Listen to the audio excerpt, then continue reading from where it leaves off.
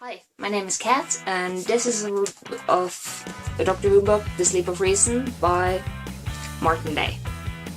First of all, I want to mention that The Cat's Tale is not just a YouTube account, it's also a book club where me and my friend Kiwi co-read books and talk about them at the end of each month. You can find out more about it on our blog, thecatstale.blogspot.com, if you want to check it out.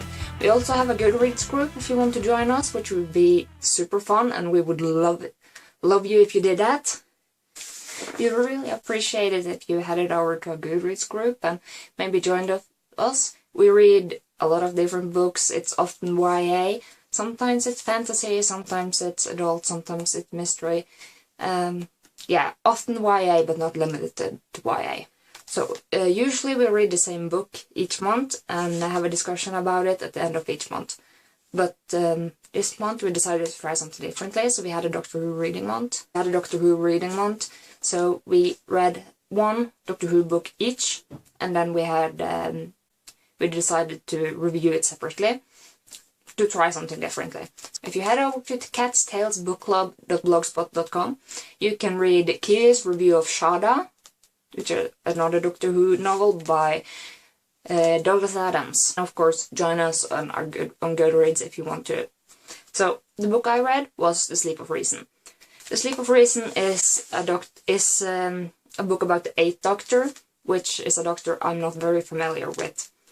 I watched from 9 and up to the newest. And I haven't watched any classic Who yet, but I want to. So the 8th Doctor is a bit of an unfamiliar one for me.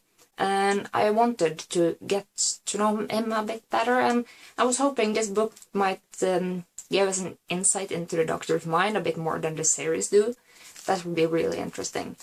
So I was hoping for something science fiction-y and something very Doctor Who-ish, something that felt a bit like the series. Well, in The Sleep of Reason, the main character is not the Doctor. The main character is a girl called Caroline, called Laska by her friends. And she tries to commit suicide, and she is committed to a place called Retreat, which is a treatment center for people with mental illness problems, which is very secluded and in the woods. When she arrives, she immediately recognizes the place. She can tell the doctors all about the interior before she has even set a foot inside, because this is the place she has been having reoccurring nightmares about all her life. So obviously we understand that there is something in the works here. Not long after she arrives, she also starts having dreams about this ghostly hound that haunts her.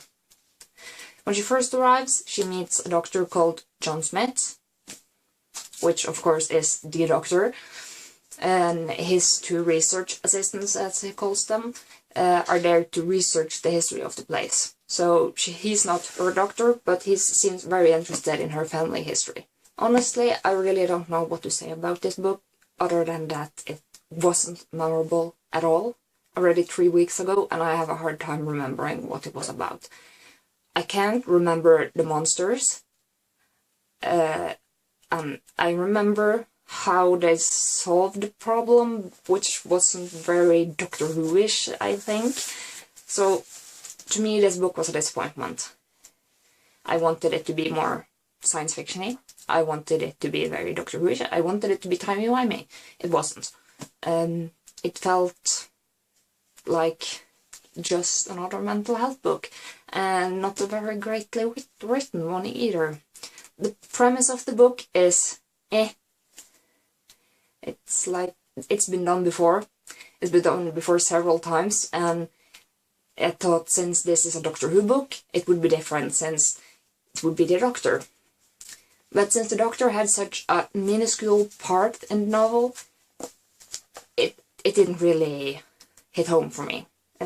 While reading the book, I felt that the pacing of it was quite slow, and I was all the time very conscious of me sitting in my living room and reading, which made it hard to enjoy, and I felt I couldn't dive into the story and become a part of the book. Also, while reading it, I noticed that I didn't manage to read at the speed I normally read at, because it felt the pacing was wrong. I gave the book 3 stars on Goodreads, but now that I'm talking about it and realize how unmemorable and disappointing it really was, I think I'm gonna change it to a 2-star. Because it really wasn't worth my time, I felt.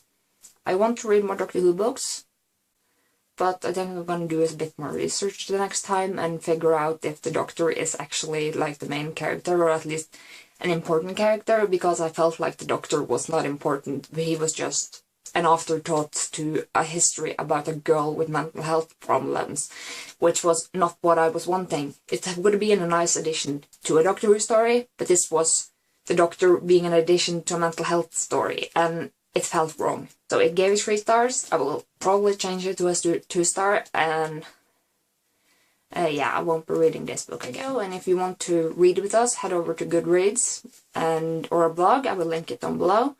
And like the video if you like it. We will try and put out more reviews and book hauls.